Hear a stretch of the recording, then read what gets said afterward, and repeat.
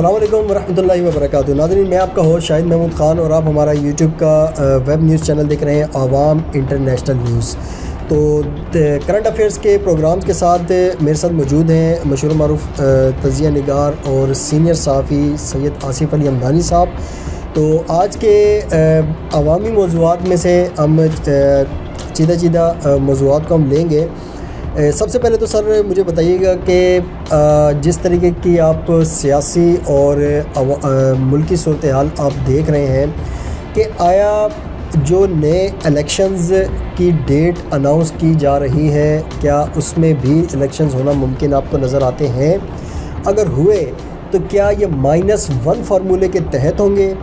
क्या पीटीआई इस गेम से बाहर होगी? और क्या अगर नहीं होती तो इमरान ख़ान साहब को जितने केसेस 150 से 200 केसेस के दरमियान उनको लटकाया गया है, क्या उनको साइफ़र और उसके बाद फिर बैक टू बैक और मज़ीद केसेस, अगर इस सब में ज़मानत हो भी जाती है तो क्या ये इनको इन होने देंगे इस गेम के अंदर?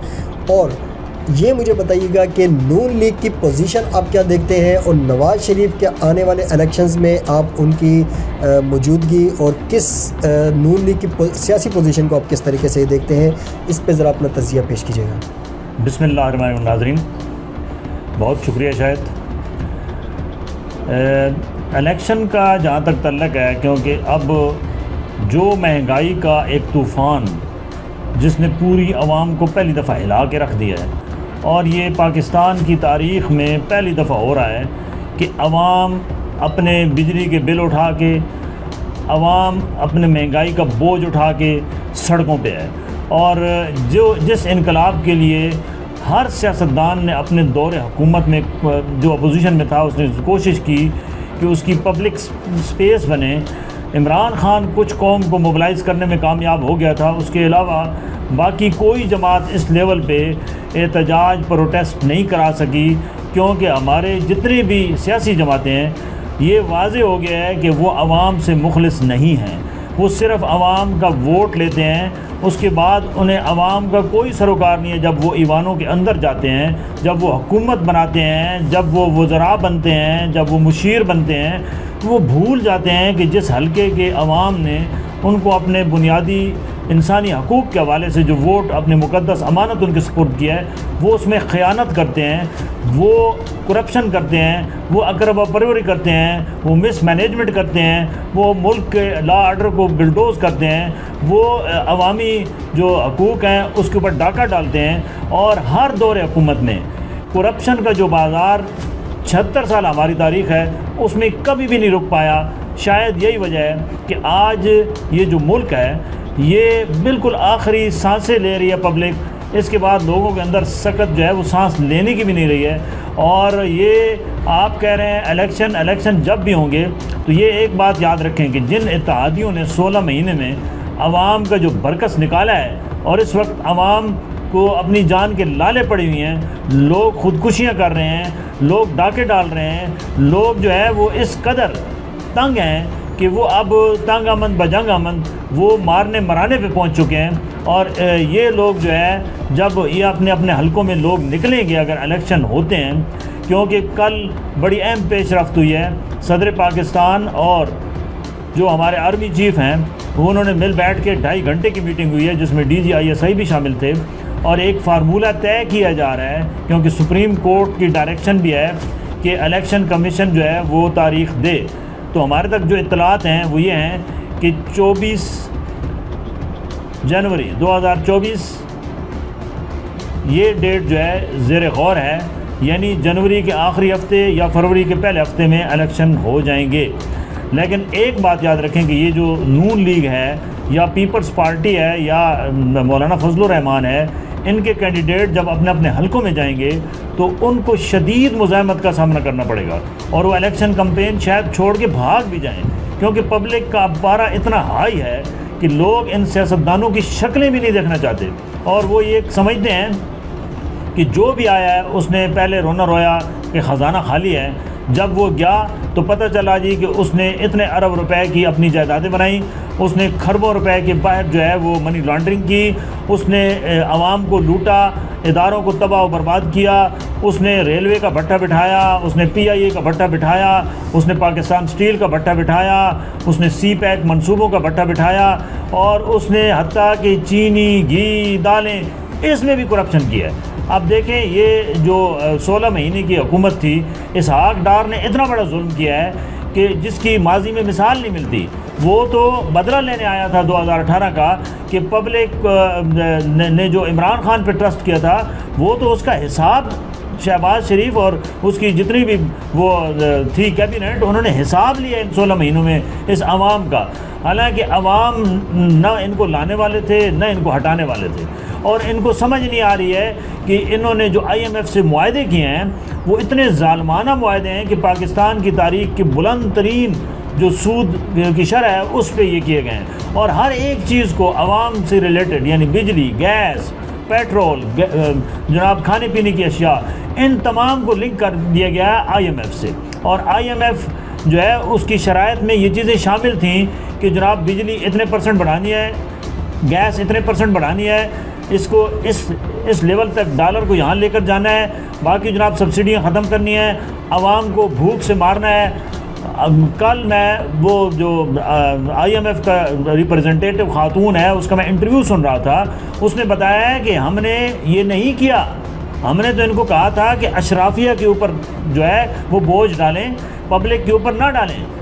लेकिन बदकिस्मती है क्योंकि ये ख़ुद अशराफिया में जितनी जमातें ये शामिल हैं, ये अपने ऊपर बोझ किधर डालने देती हैं। वो आए, उन्होंने सबसे बड़ा जुल्म ये किया कि जनाब इसहाक डार साहब ने एक तो IMF से कड़ी शराइत पे मुआहदा किया, दूसरा उन्होंने जो एक और जुल्म किया कि 90 रुपये किलो चीनी थी 16 महीने पहले, इन्होंने 6 ममालिक को ये चीनी बाहर एक्सपोर्ट की और 220 रुपये पाकिस्तानी हिसाब से इन्होंने वो एक्सपोर्ट की, जिसकी वजह से भारी मिकदार में अफ़गानिस्तान, श्रीलंका, बाकी ममालिक को ये बिजली जो है वो अपने क्या नाम है चीनी ब्राज़ील तक गई है। और उसका रिज़ल्ट क्या निकला है कि वो ब्लैक में गई है और आज चीनी की शार्टेज हो गई है। अब निगरान जो बेचारा ख़ुद परेशान है, ये निगरान नहीं है, ये परेशान है। इस कन्फ्यूज़ एक ऐसे बंदे को बिठाया गया निगरान वज़ीर आज़म की सीट पे, जो कहता है कि आवाम के ऊपर ये इतना बड़ा बोझ नहीं है, ये हमें वावेला किया जा रहा है। जो कहता है कि पेट्रोल की कीमत इतनी नहीं बढ़ी, जो कहता है बिजली की कीमत इतनी नहीं बढ़ी, जो कहता है महंगाई इतनी नहीं है, ये अंधा है, ये बहरा है।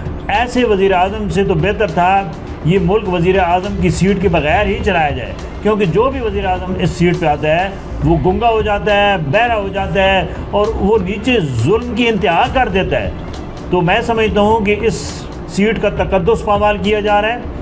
ये अवामी सीट है, अवामी मसाइल के हल के लिए वज़ीर आज़म को लाया जाता है और निगरान सेटअप जो ही आया है तो जितने भी इन्होंने ज़बरदस्ती इंजीनियरिंग किस्म की वो जो करप्शन के किए हुए थे मामलात, वो सारे निकल के बाहर आ गए। आप देखें कि अपना क्या नाम है, जो चीन के साथ अभी CPEC के ऊपर मुआहदे हुई हैं उसमें 200 अरब डॉलर की करप्शन है।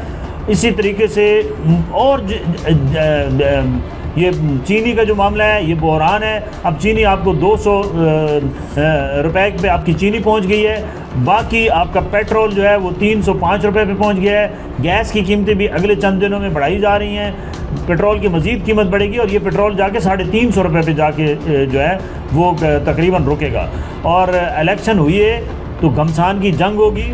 और ये बात याद रखना कि पब्लिक बहुत तपी हुई है और लोगों ने इनका अपने हलकों में देखना दाखिले बंद करने हैं और पब्लिक हाथ में बिल्कुल अब हथियार उठा के खड़ी है कि ये एक दफ़ा हल्का MNA MPA आए तो सही ना, फिर उसके साथ ये क्या करते हैं। क्यों कि हल्का MNA MPA ने जाके मज़े लूटे हैं असम्बली के अंदर, इनकी आवाज़ बनने के बजाय वो किसी और की आवाज़ बनते रहें और वो वहाँ पे जो है अपनी अयाशियों, बदमाशियों और जनाब हेरा फेरी के अलावा मेंबरान असम्बली ने कुछ भी नहीं किया, ना कोई ऐसी कानून साजी की, ना उन्होंने किसी आवाम के पब्लिक के दुख जो दुख दर्द हैं उसका मदावा किया, ना आवाम की खाने पीने की अशिया के लिए किसी ने आवाज़ उठाई।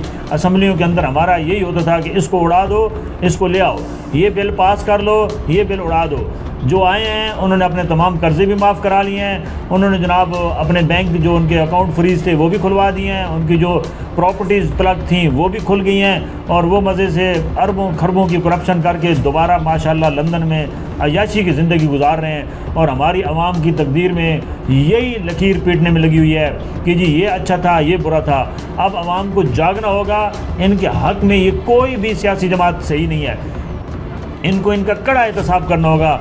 क्यों ये किसी के कहने पे आते हैं और किसी के कहने पे जाते हैं? ये अवाम के मसाइल क्यों नहीं हल करते? ये अवाम के साथ जुल्म ज़्यादतियाँ क्यों करते हैं? ये अब अवाम के पास बिल्कुल यौम हिसाब इनका आने वाला है, और अवाम देखना इस दफ़ा मैं तो समझ रहा हूँ कि पारा इस कदर आई है कि बड़ा ज़बरदस्त किस्म का अवाम इनका पोस्टमार्टम करेंगे अपने अपने हलकों में। लिहाजा ये पॉलिटिकल जमातें ज़हन में रख लें कि अब उनका इतना इस खित्ते के अंदर सियासत करना इतना आसान नहीं होगा।